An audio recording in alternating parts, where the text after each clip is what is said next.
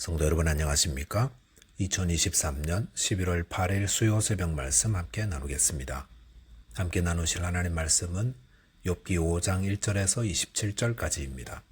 본문은 욥에 대한 엘리바스의 계속된 대답이 소개되고 있습니다. 본문을 통해서 고난을 대할 때 겸손하며 신중해야 함과 고난당할 때 하나님께 피해야 함에 대해서 묵상하겠습니다. 첫째 묵상할 내용은 고난을 당할 때 겸손하며 신중해야 한다는 것입니다. 본문 1절에 보시면 너는 부르짖어 보라 내게 응답할 자가 있겠느냐 거룩한 자 중에 네가 누구에게로 향하겠느냐 라고 하였습니다. 앞장에서 엘리바스는 고난당한 욥에게 고난의 원인은 죄에 있다면서 욥이 고난당하는 것 역시 죄로 인한 거라고 강변하였습니다. 그런데 본문에 와서는 더욱 직접적으로 그 사실을 이야기하고 있습니다. 본문 2절에 보시면 분노가 미련한 자를 죽이고 시기가 어리석은 자를 멸하느니라 라고 하였습니다. 엘리바스는 욥이 자신에게 당한 고난에 대해 회개하지 않고 탄식하는 것이 얼마나 어리석은 일인지 그런 미련함이 오히려 하나님의 진노를 자극하여 극단적 파멸을 자초하게 되는 거라고 경고하고 있습니다. 본문 3절에 보시면 내가 미련한 자가 뿌리 내리는 것을 보고 그의 집을 당장 저주하였노라 하였습니다. 이 본문을 새번역 성경으로 보시면 어리석은 사람의 뿌리가 뽑히고 어리석은 자의 집이 순식간에 망하는 것을 내가 직접 보았다 라고 하였습니다. 엘리바스는 미련한 자, 즉 고난 가운데 있으면서도 자기 죄를 회개하지 않는 자의 뿌리가 뽑히고 그 집이 순식간에 망하는 것을 보았다고 하였습니다. 지금 엘리바스가 말한 미련한 자는 누구를 말하겠습니까? 직접 욥이라고 말하지는 않았지만 욥을 가리키고 있습니다. 4절 5절은 더욱 노골적입니다.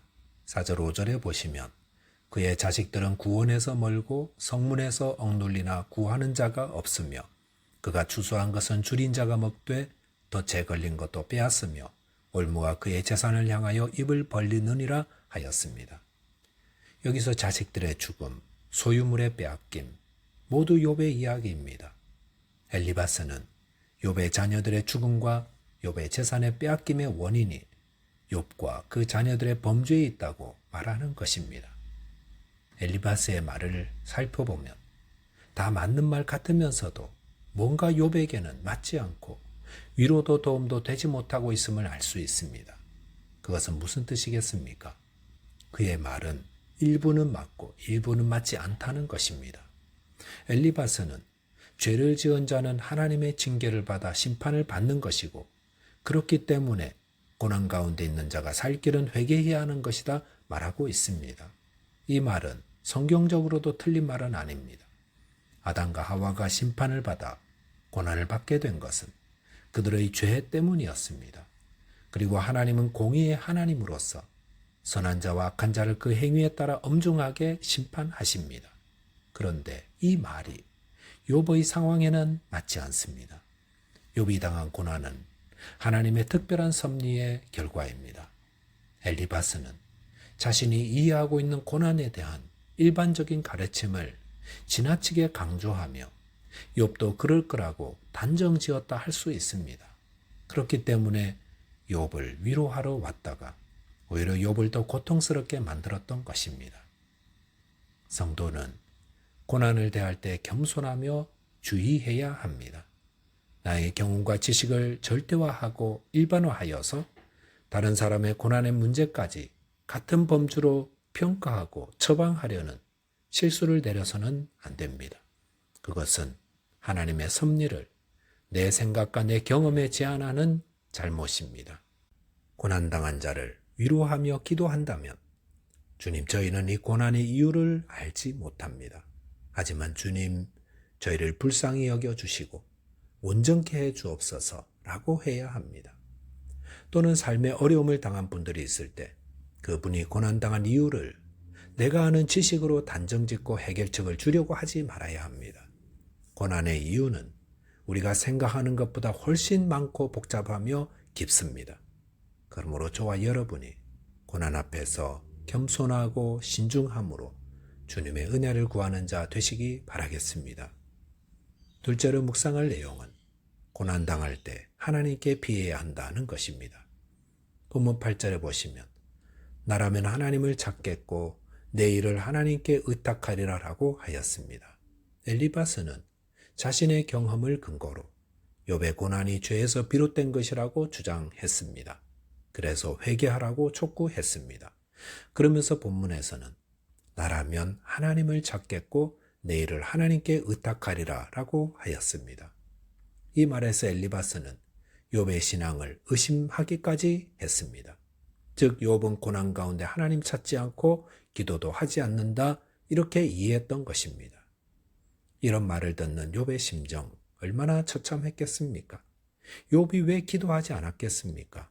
그는 고난 가운데 주신 이도 여호와시요 거두어 가신 분도 여호와시라고 엎드려 하나님께 경배하였던 자입니다. 고난의 때에 기도하는 자와 고난의 때에 모든 것이 하나님의 섭리입니다 고백하며 찬송하는 것, 어느 것이 더 신실한 믿음의 모습입니까? 경배하는 모습 아닙니까? 그런 의미로 볼 때 욥은 엘리바스의 신앙보다 더 깊고 견고한 믿음의 자리에 있는 자라 할 수 있습니다. 이렇게 엘리바스는 잘못된 지식과 경험에 근거하여 욥을 책망하는 잘못을 저지르고 있었던 것입니다. 그런데 엘리바스의 말에는 성도들이 고난당할 때 기억해야 할 중요한 교훈도 포함되어 있습니다. 그것은 고난당할 때 성도는 기도해야 한다는 것입니다. 야고보서 5장 13절에서는 너희 중에 고난당하는 자가 있느냐 그는 기도할 것이오라고 하였습니다. 시편 17편 7절에서는 주께 피하는 자들을 그 일어나 치는 자들에게서 오른손으로 구원하시는 주여 주의 기이한 사랑을 나타내소서라고 하였습니다. 기도란 하나님께 피하는 것입니다. 특별히 고난당할 때는 피할 곳이 필요한데 하나님께 기도하는 것이 하나님께 피하는 것입니다. 어떤 성도님이 돈을 떼었습니다. 너무 속상해서 잠도 자지 못하고 밥도 먹지 못했습니다. 그러다 보니 이제는 돈 떼인 것보다 속상함 때문에 죽을 것 같더라고 했습니다. 그럴 때에 죄짓 맡은 우리 구주 찬송 가사를 생각하며 불렀습니다. 2절에 보시면 걱정 근심 무거운 짐 아니 진자 누구냐 피난처는 우리 예수 주께 기도 드리세라고 하였습니다. 이분은 기도하는 마음으로 불렀습니다. 그랬더니 마음의 평안을 되찾았다고 하였습니다. 고난의 때의 기도는 하나님께 피하여 위로와 안식을 얻는 것입니다. 본문 17절에 보시면 볼지어다 하나님께 징계받는 자에게는 복이 있나니 그런즉 너는 전능자의 징계를 업신여기지 말지니라 하였습니다. 여기 보시면 하나님께 받는 징계는 복이라고 했습니다. 그러므로 그 징계를 업신여기지 말라 하였습니다. 성도에게 고난은 유익이라는 겁니다. 시편 119편 67절에 보시면 고난당하기 전에는 내가 그릇 행하였더니 이제는 주의 말씀을 지키나이다라고 하였습니다. 여기 보시면 고난 전에는 그릇 행했지만 고난 때문에 주의 말씀을 지키는 자 되었다 했습니다. 하나님은 그의 백성들이 주의 말씀을 지키지 않으면서 평안히 지내면 책망하십니다. 고난을 주십니다. 그래서 바른 길로 행하도록 인도하십니다. 본문 18절에 보시면 하나님은 아프게 하시다가 싸매시며 상하게 하시다가 그의 손으로 고치시나니라고 하였습니다. 이것은 자녀를 기르는 부모의 모습입니다. 하나님은 자기 백성의 부패한 부분을 방치하는 분이 아닙니다. 하나님은 치유해야 할 부분이 있으면 좀 아파도 그것을 허락하십니다. 그래서 성도들로 하여금 잠시 고통을 겪게 하시지만 곧 그 상처를 싸매시고 치유하십니다.